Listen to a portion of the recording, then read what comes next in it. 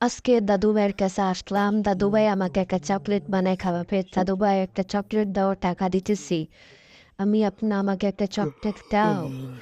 চলো দাদু ভাই, তুমি এই চকলেটটা নাও।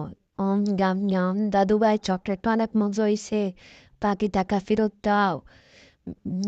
ইয়াম। চকলেটটা সেই স্বাদ। দাদু ভাই ধন্যবাদ, আমি চলে গেলাম। এবার আপুমনির কাছে দোকানে যাবো। আপুমনি, আমাকে একটা ইয়া দাও, আমাকে একটা জন্মদিনের কেক দাও আপুমনি। আপু, কত টাকা আনছ? ওই যে 100 টাকা আনছি, নেন। এই যে আপুমনি, ধরো তোমার জন্মদিনের কেক, আমি একটু খাইয়ে টেস্ট করি, তুমি খাও। ধরো, তুমি খাও। আপুমনি দি, থ্যাংক ইউ, আমি খাইতেছি সেই স্বাদ আপুমনি।